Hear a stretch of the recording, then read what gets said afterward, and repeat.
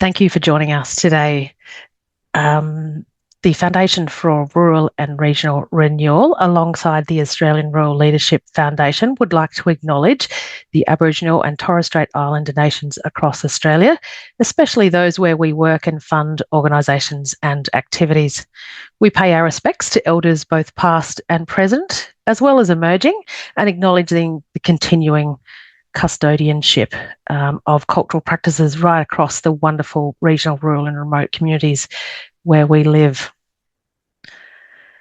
So welcome to the FRRR and ARLF Learnings and Insights webinar. My name is Nina O'Brien. I'm the lead of Disaster Recovery and Resilience here at FRRR. I'm joined by my colleague Kate Nolan, the Senior Manager of Future Drought Fund's Communities Program, and our partners across at ARLF, or the Australian Rural Leadership Foundation, Joran Lorenzen. Welcome. And collaboratively with our partners at Nous, we'll be sharing some of our key learnings and then a quick snapshot of as we're heading into our new body of work as well. So a quick context before I hand over to Kate to step you through the detail. The Helping Regional Communities Prepare for Drought Initiative, or HRCPDI, if you hear it referred to via acronym, was funded by the Australian Government's Future Drought Fund and was delivered through a really strong and lasting partnership between FRRR and ARLF, and funded also importantly by the Department of Agriculture, Forestries and Fisheries through the Australian Government's Future Drought Fund. We started this work some 5 years ago now with stage one. We moved into this current period of work, which we're talking about the impact today, back in October 2023, and it's now reached its natural conclusion in June. So it's a really wonderful time to be gathering all of the wonderful partners we've been working with over that time to really share these insights for you all. A huge thanks to Nous Group, who have worked with us over that really extended period of time to deliver a comprehensive evaluation on the impacts of that initiative and how we can continue to partner with communities into the future. So welcome to Sally and Carlos from Nous. They're joining us today. A big thank you to all the participants and organisations that have worked with us through this time as well. We know that evaluation takes time and dedicated effort, and we all lead very busy lives and sometimes in highly under-resourced, not-for-profit environments. So we really appreciate the time that people have set aside to document the impacts so that we're able to form a really strong evidence base for this work into the future. We're also welcoming 3 guests. So while it's important for delivery partners and evaluators to share insights, so too it is for community members and to share some lived experiences about how this practical impact of this work at a community level. So a big shout out to Chris and Simone from Wimmera Southern Mallee Development and Kaylin from Little Red Tractor up in Tamworth. We'll be hearing from them later. So we have allowed 10 minutes for Q&A at the end of this session, so hold your questions or pop them in the chat, as I've mentioned. And I'm now going to hand to Kate Nolan, who is the Senior Manager of Future Drought Fund Communities Program, to give you a quick snapshot of the structural nature of the overall program before we hand to Nous. Over to you, Kate. Thanks, Nina. The Helping Regional Communities Prepare for Drought Initiative was launched in 2022, following upon the successes of Networks to Build Drought Resilience and Drought Resilient Leaders, which was delivered from 2020 to 2022. In 3 years, FRRR and ARLF have delivered nearly $30 million in support to enable accessible and tangible opportunities for agriculture-dependent communities to come together and strengthen social resilience so that their communities could be better prepared for drought. This involved a range of complementary program elements, as shown here, including grants, leadership development activities, and capacity building opportunities. Building on the previous programs, the 5 elements of the Helping Regional Communities Prepare for Drought Initiative played an important role in continuing resilience building efforts. Back to you, Nina. Thanks for that quick snapshot, Kate. I'd like to formally introduce Carlos Blanco, the principal for Nous Group, and his colleague Sally Higgins, director for Nous Group, who we've worked with really closely over the last couple of years to take you through the insights and impact at a national scale. Over to you, Sally and Carlos. Great. Thank you so much, Nina. Really, really excited to be sharing our findings with everybody on the call today. So we're going to take you through three things. So if we move through the slides, we're going to start off by giving you a view of the approach we took to the evaluation and just the scale of what was delivered over the past 2 or so years. Then we'll present on the key evaluation findings, focusing on the overall findings across all of the activities that were delivered, and finish with some lessons learned from the initiative that have started to inform the next version of this great investment in social resilience across regional Australia. Okay, let's move to the next slide.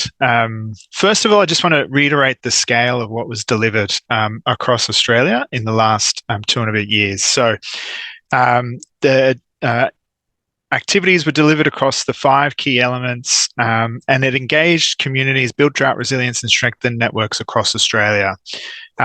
Over 61,000 individuals from 438 LGAs participated in an activity that was delivered through the HRCPDI initiative.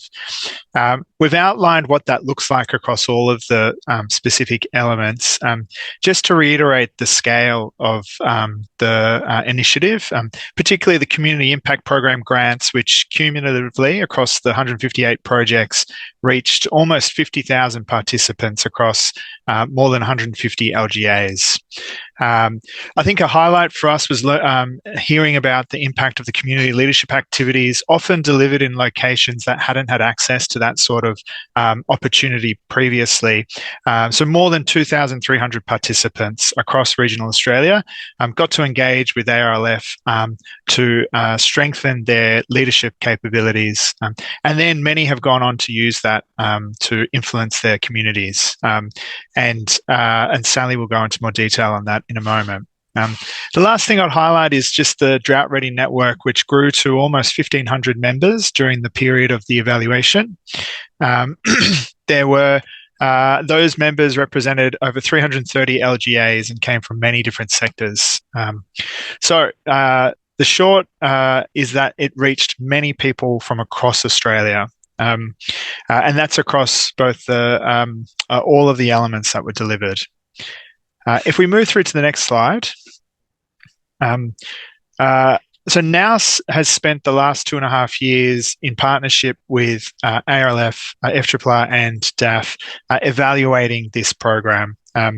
We have done a lot, and I think critical to that success, the success of the evaluation, has been the engagement of all of the participants of the evaluation, from the initial evaluation working sessions that we delivered almost 2 years ago now, through to the communities and organisations and individuals who welcomed us for the deep dives that we delivered in 2024 and 2025, through to the individuals who joined us for the outcome panels, where we collaboratively made sense of what we had found through the evaluation.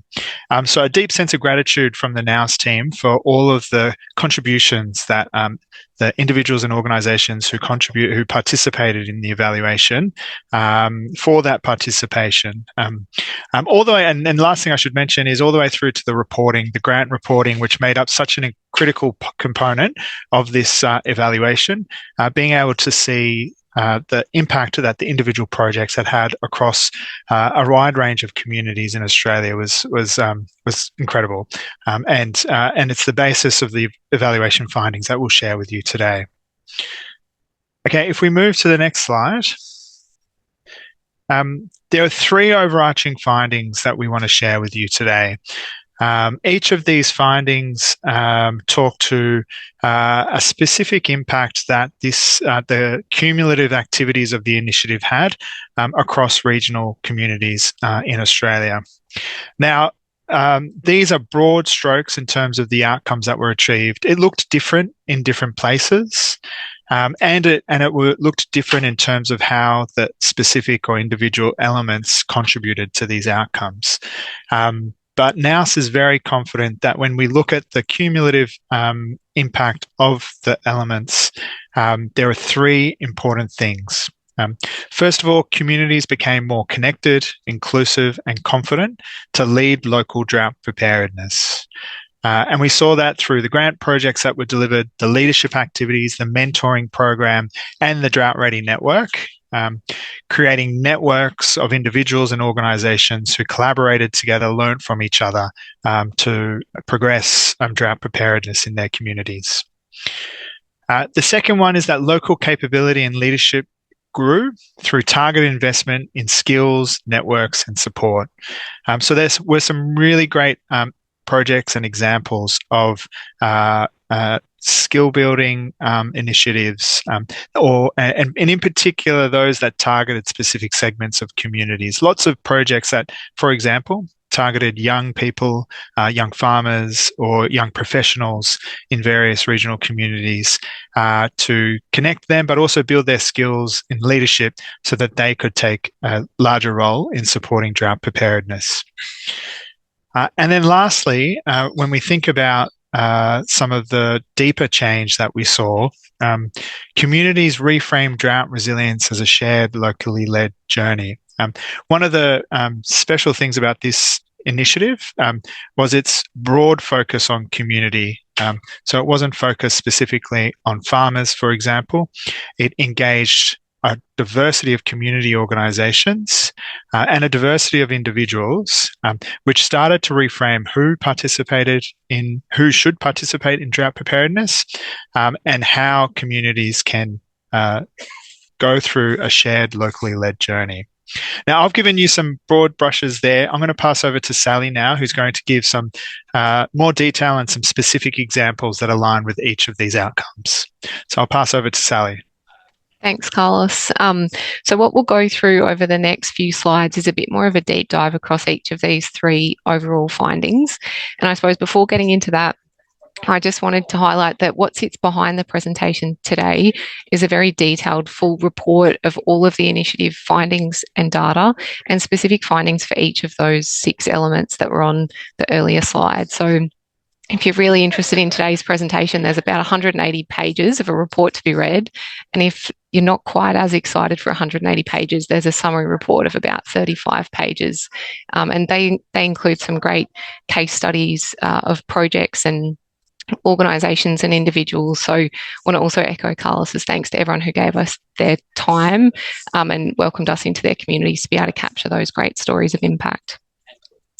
So let's move through each of these key findings. If we just go to the next slide, the first one we wanted to highlight from the initiative overall is that communities became more connected, inclusive, and confident to lead local drought preparedness throughout the 2.5 years of the initiative's delivery. The way that we saw this realised is there was a formation of new networks and a revitalisation of shared spaces in regional communities that helped to engage diverse groups in drought preparedness. And this often included engaging groups who might not have previously or might not have traditionally been involved in drought preparedness activities, such as including First Nations organisations and groups, young people, and culturally diverse community members. What we've put on the right-hand side is a sample of 2 projects that demonstrate this initiative, but this outcome, but I want to highlight that there were so many great impactful case studies. I couldn't put them all on one slide for you today, but I'm sure there's many in the audience who can think of their own work throughout this initiative and see how it contributed to that sense of inclusion, connectedness, and confidence. But 2 to highlight for this outcome is the South Australian Migrant Resource Centre's Harmony Day Wish Festival. And I can just see a question popped up, so I'll answer it quickly to say the reports are available on FRRR's website, and maybe Kate or Brooke could put a link in the chat for everyone. So back to the South Australian Migrant Resource Centres Festival, this was a really great initiative that brought together diverse community groups who might not have otherwise had the chance to connect, to form new relationships and connections to work together towards community preparedness activities.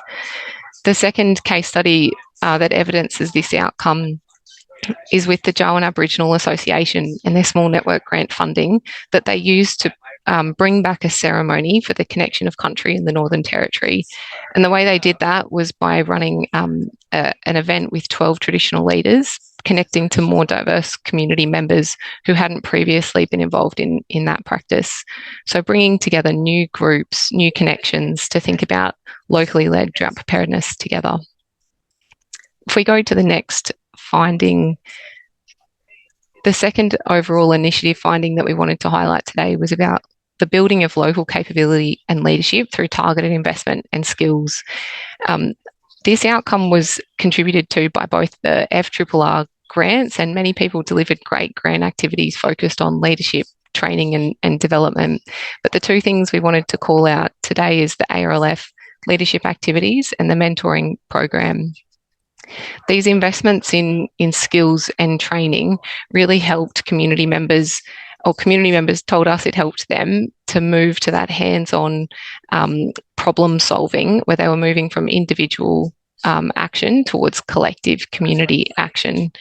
And this helped to strengthen resilience efforts, strengthen local governance, and help to sustain the impact well beyond just this initiative period, but setting community members and organisations up for drought and other climate impacts into the future. So the two, the photo and the quote at the right from the ARLF experiences are really reflective of how that training and material delivered by ARLF helped community members to have the skills, tools and resources to help them to think differently about problem solving and to work collectively with others. If we keep moving through to the third and final outcome today, as Carlos touched on, some of the more, I suppose, foundational shifts that we observed across what communities told us over the last 3 years is that drought has become reframed in some communities as more of a shared, locally led journey. And I suppose put simply, it's not just a farmer responsibility, but we all feel and experience the impacts of drought and will work together across a community to prepare for that. So we saw a shift in communities from, rather than relying on reactive external solutions, towards thinking about driving their own drought resilience and preparedness. The ways that this was put into practice was that communities are thinking about fostering that inclusive, collaborative approaches that show a real value of place-based. And place-based is a term that we've used in the evaluation, but it really just means unique to that community and unique to a place and location as a way to deliver lasting community resilience efforts. So two examples on the right of where this was brought to life is through the Wheatbelt Central East, where we saw that this community partner lead organisation helped to create an environment where new leaders were driving action across the whole community, bringing together diverse organisations and individuals to work together towards drought preparedness who hadn't prior to this initiative. And the second example that's included on this slide is the ARLF mapping tool, which built on earlier investments through the networks to build drought resilience to better create an understanding of local organisations that are working towards resilience activities. These type of tools were an example of where this initiative enabled a community to invest in something that would be lasting and set the community up for drought preparedness and other broader community preparedness beyond the life of just this initiative alone. If we go to the next slide, the other thing we wanted to highlight with you today was that many of you are probably thinking about how to design future grants or projects to leverage the learnings from this initiative and to help to extend the impact from the HRCPD initiative. So we wanted to highlight 6 lessons that we observed from the grant projects that we evaluated across the last 3 years about how they helped to deliver the greatest impact for their communities. So if I touch on the first top left, one of the things that came out from communities' feedback is that Early and ongoing engagement was most effective when communities used genuine co-design and active listening. So the ways that the community impact program built in co-design activities and community engagement at the start of the project, and where that was done well with enough time and resources, was most effective in designing impactful projects. I'll go through the top row first.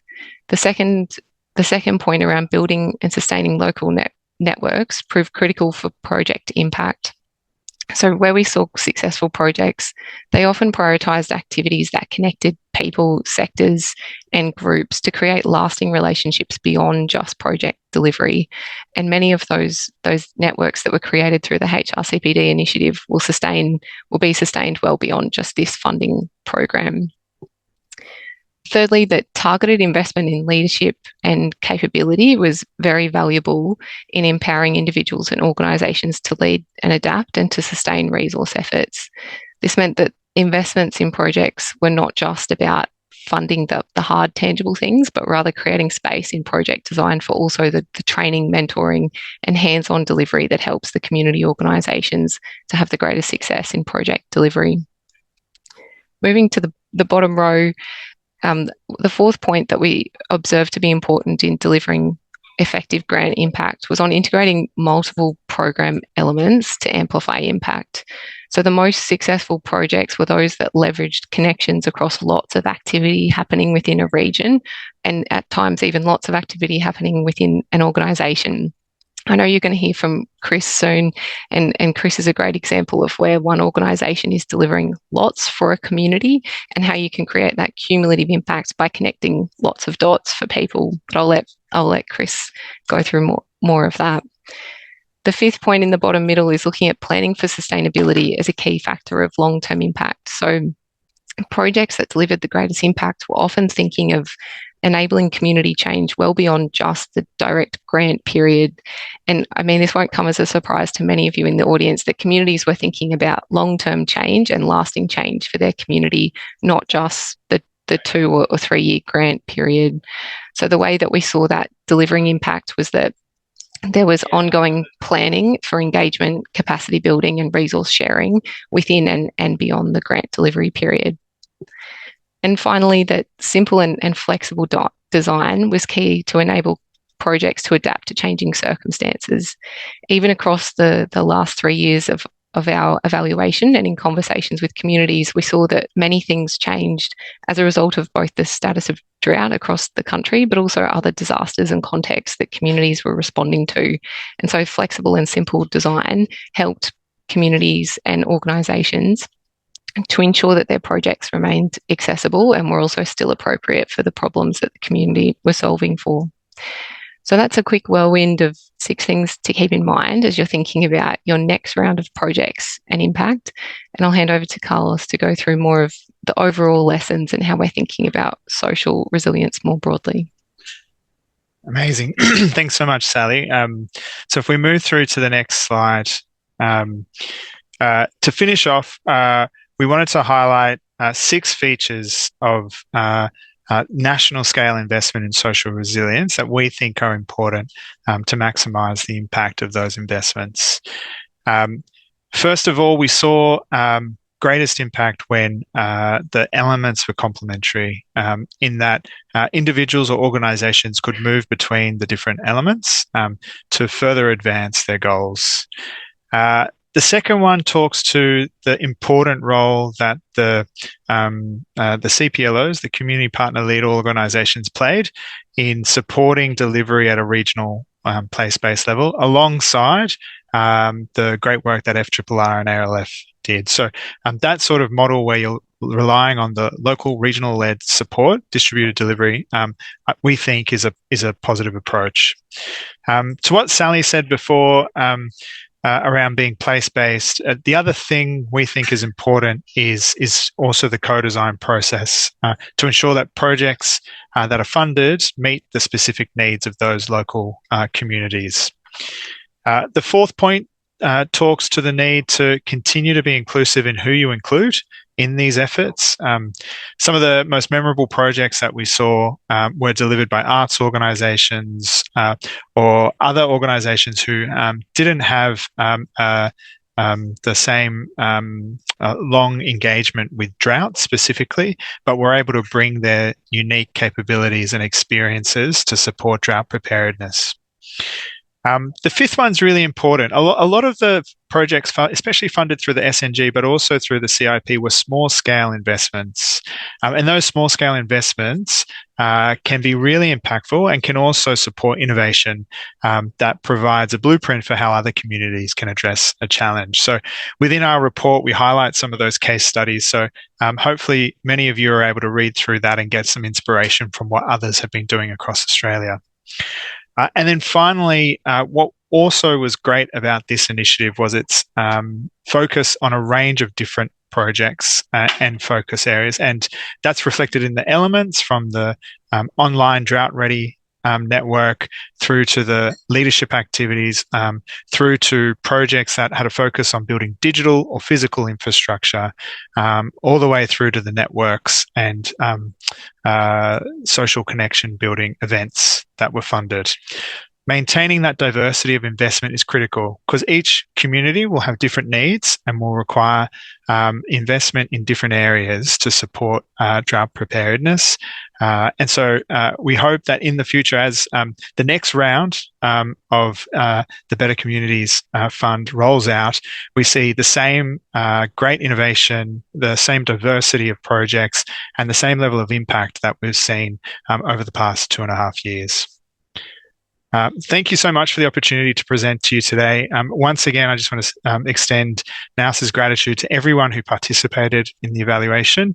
The insights and the findings that we were able to develop is on your shoulders. The data you provided us and the experiences and most importantly the projects that you delivered.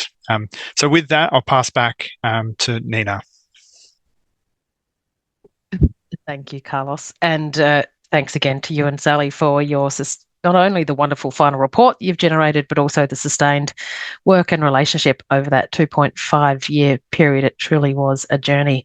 I'd also like to acknowledge the wonderful work of Brooke Williams in our team too, who has worked the closest with Carlos and Sally throughout this time to develop this work.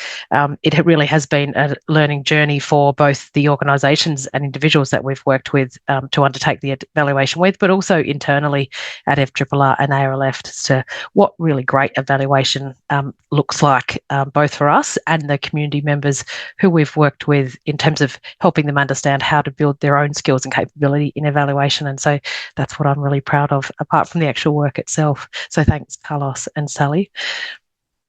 So that's really from a HRCPDI perspective from a national scale. Now it's time to turn our attention to the impact at a really grassroots community level. We're joined by 3 wonderful community members. We have Chris Saunis and Simone Dalton from the Wimmera Southern Mallee Development Corporation over in Horsham. Welcome to you both. And closely followed by Kaylin Souter from Tamworth, each of who will provide really different insights as to really, if you can all provide a quick snapshot as to who you are and where you're from geographically speaking, provide our audience with a bit of a context because we do have a national audience. Provide a quick snapshot perhaps of the impacts of what drought looks like in your region, because we know that looks incredibly diverse across Australia, as well as a quick snapshot of your projects and the impact that that has seen. So I'm going to throw first to Chris and Simone. So across to you, Chris. All right. And yeah, I think I'll throw to Simone first to introduce herself, but also give Simone all the credit of the words I'll say. Simone, yeah, if you quickly introduce yourself, then I'll have a discussion on what we've done. Okay. I'm Simone Dalton, and I was the project manager for the projects that we delivered over the last couple of years.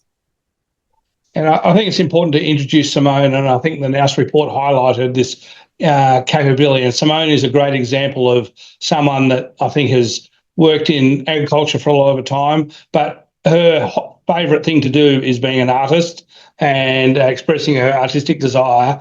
And I think that was one of the reasons we've had such a wins is the talent Simone's brought to the project. So Wimmera Southern Mallee region, we're about 54,000 people, less than 1% of Victoria's population, but we cover about 18% of the state. Our region is based on agriculture, predominantly dryland cropping. And just at the moment, we're going through a pretty interesting and tough time where there's multiple renewable energy, mining and transmission proposals in our community at the moment. And it's, there's some really hard conversations occurring, which make it tough. These developments have brought mixed responses, and we have some communities that are really divided, where those communities have a history of being really united. So that's, making it tough. Our population has declined. Some of our shires are the most disadvantaged in Victoria. Our population's aged, and we have been, some parts of our shires have been receiving drought support up to the moment, but the late rains this particular year has meant that the harvest has been ticking along, not harvesting today because of fire ban, but it has been probably going better than expected is a comment, and I like to call it a good average year, is how I was sort of trying to sum up the cropping season. Wimmera Southern Mallee Development, we're a not-for-profit, been existed for around 30 years. We work with communities, industries and all levels of government, and we're all about trying to enable growth, remove the barriers and build resilience. And our region was one of the first to gain native title in the early 2000s, and it remains home to the Watchabollock Nations. So what have the impacts of drought look like in our region? Drought isn't new to us. I don't think it's new to anywhere. And if we look back over the last 25 years, the first 10 years of this century, it was all about the millennium drought. It hit really hard, but it wasn't only the shortage of water. It was the extreme temperatures with frosts causing extreme damage, extreme heat causing extreme damage, fires, all impacted both crops and livestock. Our water system, which has served more than a century, fell to less than 3%. And we learned a lot through this time. We replaced leaky water channels with a modern pipeline. Farmers learned to grow crops with far less rain and lower input costs. And we began to talk openly about mental health. But what seemed to occur, farmers and farming built resilience in general. A lot of the towns and the town residents had their resilience really stretched. So what led to the participation in the program, and what did we do? Our 4 projects recognise that drought hits the whole community, not just the farmers. We set up a drought resilience governance group, which we had over 25 different agencies and groups involved in, and we were trying to make sure it was inclusive as possible and covered all parts of the region. We looked at how businesses access support and found it was too little, too late. So we created a business support network to share information and lift capability. We set up regular catch-ups with young people from our many migrant communities across the region so they could understand the landscape here, from droughts and disasters where support sits, so that strengthen their resilience and that of their families, so that when the drought comes, they have more of an understanding. We worked with the Watchabollock people to rewater a culturally important billabong that was cut off when a road was built many years ago. Water is the lifeblood of our region, and it has been for thousands of years, and this brought life back to a special place. Another project worked with businesses across the region, including our smallest communities, to think outside the square and what they need to stay afloat, during and after the next drought. So what are the impacts we've seen, and what was the outcome for our community? We've seen the impacts. These projects have shifted drought planning into the mainstream. They've helped us talk about drought not as a shock, but as an unwelcome event we know will come again. And they brought out some new cohorts together and sparked new lessons. Early on, we learnt that our Karen community has no word for drought. The Karen community are from the Thai-Burmese border and are generally arriving as refugees into our region. Since then, we've worked with them to build understanding and preparedness for those people who haven't experienced one before. Businesses have started to think beyond the traditional frame as a drought as a farm-only issue. Most importantly, the work highlighted the value of having an ongoing, lean, diverse governance network to manage drought impacts in good years and bad. Resilience is all about the preparation. It reminded us that collaborating and pooling scarce resources is the only way you can get real regional impact. In a cropping region, it helped break down silos that form because of thin markets, limited services and distances. And it did this during a period where our regions have faced more division and change than any time in recent memory. The program has genuinely really helped our community to get ready for drought. And I want to thank FRRR for backing that work. And just as a thing outside of the FRRR program, which I want to highlight the next step we're taking, which is trying to explore future scenarios together. It's a natural extension of what we've done with FRRR and the Future Out program. If resilience means anything, it's the ability to understand what's coming, see the choices in front of us and shape the future we want instead of being shaped by external forces. We're doing that work now, and over 2026, we want our communities to explore different scenarios of what our future might look like so they have a say on what their future is rather than have it done to them. Thank you. Thanks, Chris. And across to you, Simone. No, Chris has presented the whole thing. So. Oh, okay. No worries.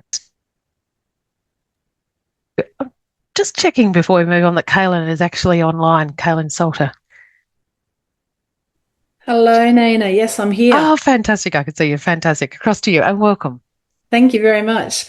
Hi, everyone. I'm Kaylin Salter from Little Red Tractor and Ladies on the Land Australia. I've been asked to pop on here to talk about change makers and community leadership programs. But just touching on the drought, the impacts that we're having now, it's rough. It's got dry. It's like a lot of regions across our wonderful country. But we did have a little bit of rain last week, and so that saved a lot of the crops, which is really good. So for me, I guess being part of the change makers and community leadership program it's been grounding and it's been stretching. It gave me the space to reflect on my leadership style, my values, and the way I show up in community, especially during times of challenge and change. The programs helped me reflect on the work I lead in Little Red Tractor and Ladies on the Land Australia. I was really clear on what I do and why, but it afforded me space to be clear on how I do it. The programs also gave me renewed energy. In seasons where rural communities are carrying a lot, the programs reminded me that local leadership, kindness, consistency truly do ripple far beyond what we can see in the moment. So one of the wonderful things is the network that I've gained through these programs, and they've become one of my greatest professional and personal assets. The people I've met, they get rural life, they get the challenges, the contradictions, the resilience and the quiet strength. And what I found is the networks have become a place for me to sanity check ideas, that I'm not going crazy. I've got collaborators who are across a vast range of regions. I've also got champions that share and amplify my projects. And I've got friends who offer encouragement when the work feels really heavy. So it's great to find a group where vulnerability, ambition, collaboration can all sit comfortably together, and that's something that I deeply value. So in regards to the Tamworth Changemakers Group, we've got a really strong focus on strengthening connection, supporting networks, and creating pathways for people. And what this looks like in reality is sometimes it's just going out for tea. Sometimes it's just having a drink after work. But what we've created is a concept for next year. We want to launch a podcast crew. I guess that's an involvement of the old book club. And because we're all online so much and we all travel so much, such vast distances, we spend a lot of time listening to our podcasts. So this will be a beautiful segue into something that's learning, fun, and strengthening our connection. So we also turn up to each other's business events and we celebrate the wins together. But something that was really powerful to me is that a few weeks ago in Walker, we had an incident at a community event that was just horrific. And I wanted to create a community support event, but with only 6 phone calls, I had a team on board that created a series of community wellbeing events and a huge community day for over 200 locals. That's the genuine power of the network. So we've got a shared appetite for grassroots projects that respond to real community needs. We're building initiatives that are practical, not just aspirational. And what excites me most is how ideas are shared openly and we're making the pie bigger. We're not competing. So the other thing that Gemma asked me to talk about is how we're staying connected and building momentum. At the end of each program, we all share contacts. We all do that. But it's what we do with them when we get home that matters. And connection hasn't ended with the program. It's just shifted shape. We're staying in touch through a chat group, regular casual catch-ups and check-ins. We also stay connected through business catch-ups and check-ins, referrals and collaborations, and showing up for each other's work in tangible ways. So there's a genuine commitment to keep the momentum alive, not in a forced way, but in a way that's sustainable and grounded. So what the programs have ultimately reinforced is that rural leadership doesn't have to look loud, it doesn't need to be polished, and we can come straight out of the paddock. That leadership in rural communities is alive and well, and it's being driven by people who care deeply about place, people, and possibility. I'm incredibly grateful to have been given the opportunities and proud to be part of the Changemaker Network, the New South Wales Community Leaders Network, and the broader ARLF community. The ripple effect of this won't be just measured in project. It's seen in stronger connections, braver conversations, and more confident community leaders stepping forward. Thanks, Nina. Thanks, Carlin. And what a wonderful observation, and loving that insight around expansive views of expanding the pie, not competing for it. So truly wonderful there. Before we move into looking to the horizon of what's next steps, as delivery partners, we've also learnt stacks over the past couple of years. So now's a quick time I'm going to hand over to both Joran Lawrenson from the Australian Rural Leadership Foundation and my colleague Kate Nolan, just to pick out perhaps one or two key highlights or things that we're really paying attention to as we move into our next stage of work. Across to you, Joran. Yeah, thanks, Nina. And if we pop on to the next slide, and just have to quickly say too, thank you, Chris and Simone and Kaylin, for sharing those stories and the work that you do in your communities. And Kaylin, in particular, you're sharing what leadership looks like in your patch. It's, I think, just a glimpse of what leadership in rural communities across the country looks like. So that's really wonderful and inspiring to hear. So the learnings from that evaluation report were, are really important to both FRRR and ARLF. And we're just going to briefly highlight a few examples of how we're going to integrate them into work going forward with the new round of the Future Drought Funds Communities program. So for ARLF, there's three key points. The first one being sustaining momentum from leadership activities, particularly where support structures for emerging leaders might be lacking. And so, again, we're reiterating that shift from individual to collaborative and collective impact focused leadership and strengthening that with the work that we're doing in the future. And in particular, building local facilitation capabilities. So looking at building people up within regions to be able to facilitate future leadership development, facilitate networks, and bring those skills really into the region so that they stay there for the days to come. Second part is strengthening national networks to connect communities and share their learning. So we've done that in this round with the Drought Ready Network and the national forum that we had at the end of the leadership activities. What we're looking at doing in this next round is to have a national forum and a small local group of people to start with, just so that we have that national connection throughout across the whole initiative, and ongoing access to that ARLF network for peer support and continuous learning, both via an app on the internet and also on the mobile phone. The third point is continuing to design inclusive delivery models that reduce barriers and support equity. And so that speaks to two things. It speaks to working in regional forums to increase local reach, having the participant group actually activate the people in the region and the diversity in the region that's present, because we know that people within the region know best, know the barriers best, and know best who's not at the table in the conversations. And also, to some extent, And I think, Chris, you went to it. You spoke about migrant communities and you spoke about population retention. It's about, those leadership development skills really being relevant and transferable across a whole lot of issues and diverse issues that communities are facing, so that it can reduce barriers and support equity, in spaces far beyond the program in itself. So that flow-on effect is something that we want to strengthen for further benefit to those communities. And then lastly, and I think FRRR and ARLF, we share this, is that we continue to adapt as we go, keep listening, learning and responding to feedback, and doing exactly what we have been doing here, having these types of sessions, really analysing and looking at the feedback and the evaluation that's coming through, so that we continuously learn and improve the work that we do. I'll hand over to Kate. Thank you. So, learnings from FRRR.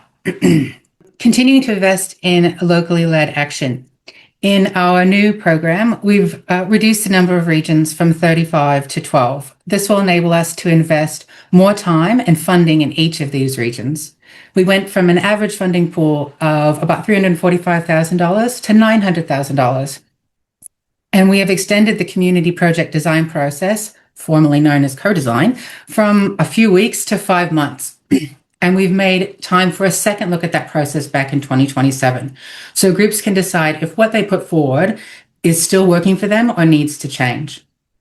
Another learning is keeping processes simple. In our new program, FRRR is offering 2 standard, simple, competitive grant programs where applications are accessible through our updated platform. This new portal is being used by other programs at FRRR, and we're getting some really great feedback on how easy it is to use. Applicants to our community impact program will also be applying through this portal, which is a different way from the way that we delivered it last time. This will enable a clear record at their fingertips of what they applied for, what the funds are going towards, and what they're seeking to achieve. And it can be shared with anyone in their organization for ease of access. Embedding follow-up structures to sustain outcomes. In HRCPD, FRRR employed a variety of methods to follow up with grantees on the delivery of their projects. Some were more formal and some were more informal, phone calls and online surveys. This time around, we're going to change that up to be a little bit more light touch, I guess, in project delivery, to ensure that grantees are being supported in that delivery as they want or need to be, but it's not an onerous process for them to have to report to us. Moreover, we'll be focusing on project outcomes for drought preparedness and working with groups to find ways for those outcomes to be sustained now and into the future. Integrating expert support. In HRCPD, FRRR launched the expertise pool. In the new communities program, we'll be introducing a new capacity building initiative. What this initiative actually looks like, be it workshops, templates and tools, online or in-person sessions, a project-specific or organization-specific support will be designed by our community groups. It will integrate the advice, skills, and experience of the amazing experts we have in our rural communities in a way that community wants. And finally, adapting as we go. This is really a core principle of what we do and how we deliver. We want the best for community organizations, and we truly believe that that will be achieved through listening, learning, and adapting. And so with that, where do you go to find out more? We have developed a range of documents that go deeper into the learnings and insights you heard about today. As we mentioned in the chat, we've just released the FRRR and ARLF Impact Insights Report, the Helping Regional Communities Prepare for Drought Initiative evaluation and supporting documents, videos about the initiative and videos about specific projects from our wonderful grantees, Changemakers series podcasts, and some case studies. And looking ahead, with those learnings, this next slide is the new communities program that we've been speaking about, which will be delivered from now until 2028. The program retains the same purpose to support not-for-profit organizations to deliver local projects and activities that will broadly result in strengthened social capital, well-being, and connectedness to prepare and build social resilience to drought. The new program has 5 elements, 3 continuing and 2 new. The new elements being the Regional Drought Resilience Plan, Social Outcome Grants, and the Capacity Building Initiative, which I mentioned earlier. It offers access to grant funds, leadership development, and local capacity opportunities. This new program is now open, and we encourage you to visit our websites for more information on each of the elements and the overall initiative. Thanks, and back to you, Nina. Thank you, Kate, for that quick skate across the surface, and thank you to all of our guests today. Now, I'm just going to check the chat as we move into the next section of the webinar before we wrap up for today. Questions and answers. Team, have we been monitoring in the chat? Brooke, feel free to shout out some of those questions or come off mute and perhaps raise your hand and I'll come to you so we can answer questions from the floor as well. No questions I can find in the chat, Nina, just a lot of great feedback on some of the presentations we've had so far. So feel free, people, to put your hands up and ask any questions you have of us or our guests. Fantastic. Thank you for that lovely feedback in the chat. And do take an opportunity to jump into the Insights Hub. I popped that link in the chat earlier when Carlos was speaking. That really is a one-stop shop of information for both impact videos, both that we have produced ourselves, as well as some of the wonderful video content that our grantees have developed. There's some link to the wonderful ARLF podcasts that have been trickling out over the past, I think, 3 to 6 months. Wonderful stories. And yes, Kaylin, I love good podcasts in car trips as well. It's awesome, isn't it? And particularly hearing from people from really interesting spaces and places that you perhaps haven't heard about, and providing inspiration for your own work at home. Yes, I do have a look at the Impact and Insights report. As Sally mentioned, there is both a short summary report for those of us who perhaps tend to like to speed read, or want it in 20 pages. For those of you who love detail, and I would really recommend diving into the long form report. It has really wonderful learnings, both from the overall initiative, but also from the individual communities themselves. Now, I'm seeing a question there from Charlotte. Charlotte, bring yourself off mute and throw your question into the ring. Hey, Nina, how are you going? It's Charlie, because I feel very in trouble if you say Charlotte. Just a question to the panel. You've done an amazing job of sharing what's worked. And you've talked about the importance of feedback and responding to it.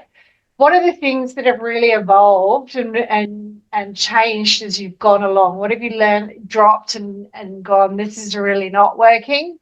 So that, people in this room can avoid some of those pitfalls and some of those learnings that you've clearly taken along. You wouldn't have started perfect. So, it'd be great to hear maybe some of those things you've learned through feedback to avoid. John, I'm just going to throw over to you from an ARLF perspective. Did you want to comment on that before? Because I might speak to the co-design aspect of our work. I think that's where one of the really deep areas of our learning has been. Yeah. But keen for you to throw to you guys first. My brain is still ticking over, so I'm happy for you to go. Yep. No worries. Isn't it awesome? It's after an immense amount of work. Yes, there's been deep, rich, and like all good work, really hard learnings. I would say one of the things that presented the most degree of challenges for our team internally, and then by default the communities that we're working with, were some of the predetermined timelines where we were rolling out the co-design processes. And it's interesting to cast your mind back to what was happening across Australia at that time as well, because we were deep in the middle of floods across the Riverina in particular, and large parts of Victoria, New South Wales and South Australia, as well as other sort of quite unplanned storms and things like that. So that had a significant impact on community readiness. So not necessarily what we would do differently, but we have adapted the design this time around to both lengthen the time in which we're undertaking a local project design process. We've moved away from that word, co-design. We found there were quite strong views, rightfully so, in the community around that use of co-design and its overuse by some people. And it's a word that's, I think, thrown around a fair bit and takes on different meanings in different localities depending on who it's delivered by. So we've moved to a more plain language approach of its community project design. It says what it does, what it says on the packet type approach, as well as timelines themselves. So moving that through to a much longer period of time. So we have got time to engage those quieter community voices and make sure we have the time to engage them and bring them to the table. We've also instigated a double loop approach. So rather than having to decide up front of, we need to fund your projects now and everyone has to decide. And if you don't decide, you miss out on the opportunity for the next 2 years. We've actually stretched that into 2 loops. So, it's really reduced that pressure environment of if you aren't able for whatever reason or the time's not right to come to the table this time around, let's continue the conversation and then move to loop 2 and use that time in the middle to do those really great developmental sort of relationship building techniques. And that's particularly what we heard from First Nations communities, rightfully so, that they need time to both understand the concept, but also to develop those relationships that sometimes exist or sometimes benefit from strengthening as well. Excuse me, Nina, it's Chris here, and that was probably the why I raised my hand, because I just wanted to really congratulate the team, because as I say, and what you just said, I think reflects greatly on how you've really embraced the evaluation and having been around a fair while and seen various evaluations done and collect a lot of digital dust over the years. It is really refreshing to see an organisation, I think, really embrace evaluation as a tool to evolve. And having been involved in those early discussions around co-design and, at times feeling it was a word I think everyone wanted to embrace, but the timelines wasn't designed with co-design in place. It's really great to see how the process evolved over through the project, and the team you've had has been really great. And then the evaluation and what you've come up with this time is just, I think you should all be congratulated in actually walking the walk, which is not often seen at times because the real world kicks in, but it's absolutely great what you've done. Thanks for that feedback, Chris, and thanks. It's a big credit to the team at ARLF and FRRR that they've really sort of, it's a deep learning cycle. And I see while the evaluation occurs, we're learning and reflecting every single week in this work, as you should do. It's rich and meaningful work. John, back to you just before I move on. And sorry if I can't see people's hands up, so do feel free to shout out if I'm missing you at all. Yeah, so one key thing that we learned even when we first started this program is that even in the language, if communities aren't in drought, sometimes people struggle to identify with the work. So I think you went there with your comment around flooding happening in some communities. It's really about adapting to the climate events in the region and even other events in the region that are happening. So being open-minded to that and being adaptable so that people can meaningfully engage. That's hearing from all voices in the room and also not duplicating local leadership and other things that are happening in the region. I might throw to the community connector, Gemma Rostron, if you had anything else to add to that of what we might let go this next round. Yeah, thanks, Ron, and great question. I love that question. Hi, everyone. Gemma Rostron here, Community Engagement Lead with the ARLF. There are a lot of learnings to the ARLF, and Joran's touched on a few. The really big one for us was ensuring that, as a national leadership program, that we were absolutely complementing what was on the ground in terms of local leadership. And we really built some great relationships while doing this. So, and as we move into the Future Drought Fund Communities program, continue these relationships moving forward so that nothing is duplicated. that was a really great lesson. The other great lesson was deeper engagement face-to-face, and that face-to-face connection. We all know we're online right now, but that face-to-face connection was something that was really missing in those early phases for us, and we plan on moving forward with that deeper face-to-face connection in your region and working out moving forward in that collaborative process. Once we're in the region, because as we all know, once we're in the region, we get a little bit more of a landscape for a deeper connection with that landscape in that region. So, yeah, really great question again. I hope we can adapt really moving forward into the Future Communities program. Thank you, everyone. Thanks. Thanks, Gemma. I'm just going to throw to Kate Nolan to chat about what we've learned about the expertise pool, because I feel like that's our other really key area of learning. Yeah, thanks, Nina. I guess, like I said before, it's really about finding out from communities what they need and what they want. We are planning to launch, if we haven't already, I think this week, a bit of a survey to find out from community organisations what does your organisation need? What does your community need in terms of capacity building and capability building? And how do you want to get that? Because I don't expect it will be the same everywhere.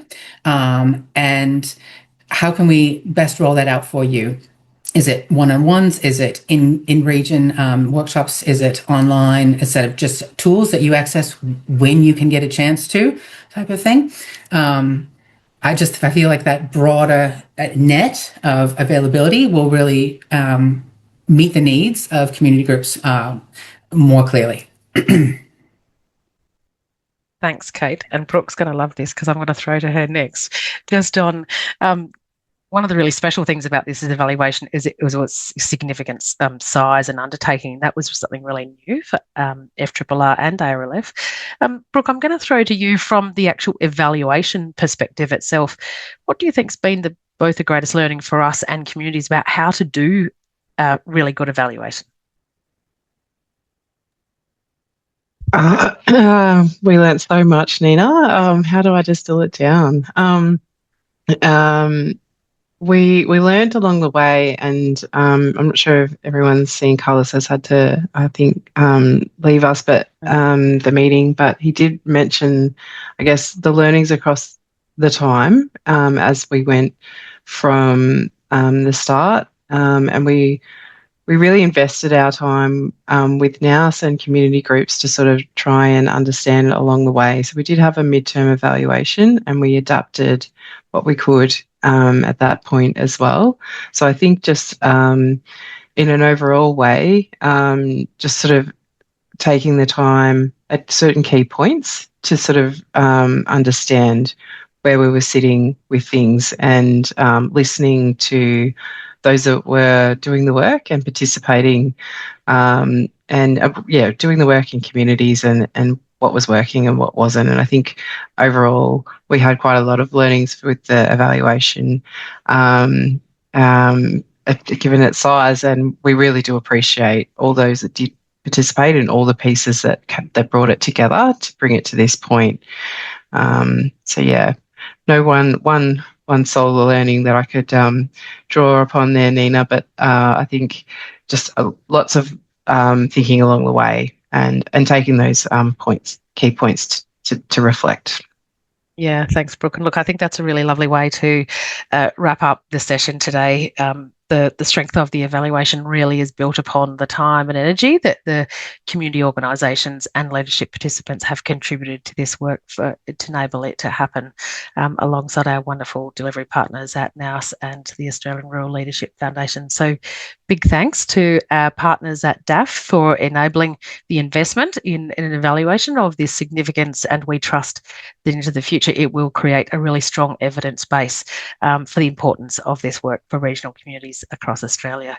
So thank you for your time today, and we hope this has been useful. Thank you very much.